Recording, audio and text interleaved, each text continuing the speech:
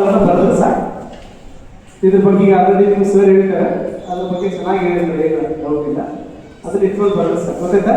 First page ಏನು ಮಾಡಬೇಕು, ನಿಮ್ಮ ಹೆಸರೆಲ್ಲ ಬರೀಬೇಕು. ಸೆಕೆಂಡ್ ಪೇಜ್ ಒಳಗೆ ನಿಮ್ಗೆ ಇರ್ತಕ್ಕಂಥ ಏನು ಪಾಠಗಳದಾವಲ್ಲ ಆ ಪಾಠ same as it is you have write, and afterwards you have to write components of the skill, and afterwards you have to write with components.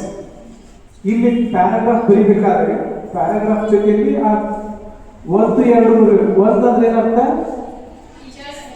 Movement ಮಾಡ್ತಾನೆ ಅಂತ. ಈ ಸೆಂಟೆನ್ಸ್ ಹೇಳ್ಕೊಂಡು ಮೂವ್ಮೆಂಟ್ ಮಾಡ್ತಾನೆ, ಇದು ಎರಡನೇ ಇದು ಮಾಡ್ತಾನೆ, ಮೂರನೇ ಇದು ಮಾಡ್ತಾನೆ ಅಂತ ಬರೀಬೇಕು. ಗೊತ್ತಾ? ಈಗ ಒಂದು ಬುಕ್ ಕೊಡ್ರಿ, ಯಾವ್ದಾದ್ರು ಐತಿ ಒಂದು ಬುಕ್.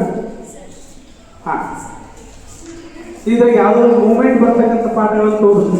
ಮೂವ್ಮೆಂಟೇ ಇದ್ರಲ್ಲಿ ತೊಗೊಂಡು ಕುಂದ್ರಬಾರ್ದು. ಭಾರತ ನಕಾಶೆ ಮೂವ್ಮೆಂಟ್ ಎಲ್ಲಿ ಸರ್ ಹೇಗೆ ಮಾಡೋದು ಬನ್ನಿ.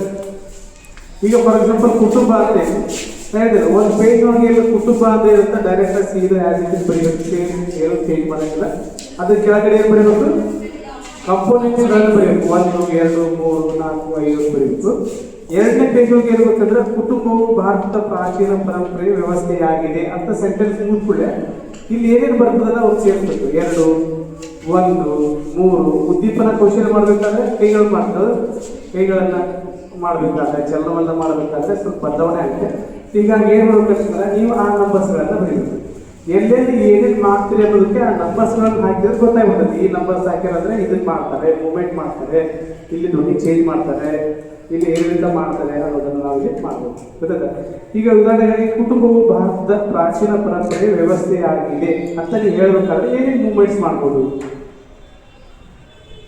ಹೇಗೆ ಮಾಡ್ಬೋದು, ಏನೇನು ಮಾಡ್ಬೋದು?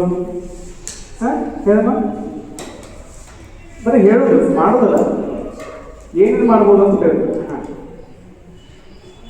ಹೇಳ ಕರೆಕ್ಟು. ಧ್ವನಿಯಲ್ಲಿ ಬದಲಾವಣೆ ಮಾಡಬೇಕಾ? ಹಾಂ, ಧ್ವನಿಯಲ್ಲಿ ಬದಲಾವಣೆ ಮಾಡಬೇಕು. ಮತ್ತೇನು ಮಾಡಬೇಕು? ಮೂವ್ಮೆಂಟ್ ಮಾಡ್ತಿರಲಿ ಏನಾದರೂ ಅಲ್ಲ, ಇಲ್ಲಿ ನಿಂತಿರ್ತೇವೆ. ಇದು ಕುಟುಂಬವು ಭಾರತ ಪರಂಪರೆಯ ಒಂದು ವ್ಯವಸ್ಥೆಯಾಗಿದೆ. ಒಂದು ವ್ಯವಸ್ಥೆ ಕೈಕಾಲು ಮಾಡ್ತಿರಲಿ, ಕೈಕಾಲು ಮಾಡಬೇಕಾದ್ರೆ ಬೇಕು, ಇದು ಮೂವ್ಮೆಂಟ್ಸ್ ಅಂತ ಕರೀತಾರೆ. ಚಲನವಲನ, ಹಾವು ಹೇಗೆ ಧ್ವನಿಯಲ್ಲಿ ಬದಲಾವಣೆ ಆಗುತ್ತೆ, ಕೈಕಾಲುಗಳಲ್ಲಿ ಬದಲಾವಣೆ ಆಗುತ್ತೆ, ಚಲನವಲನ ಆಗುತ್ತೆ. ಅದರಿಂದ 3 ರಿಂದ 4 ನಂಬರ್ಸ್ಗಳನ್ನು ನೀವು ಹಾಕ್ಬೇಕು. ಗೊತ್ತಾಯ್ತಾ? ಹೀಗೆ ಏನು ಮಾಡ್ಬೇಕಂದ್ರೆ ನೀವು ಅವುಗಳನ್ನು ಬೇಕಾಗುತ್ತೆ. ಮತ್ತೆ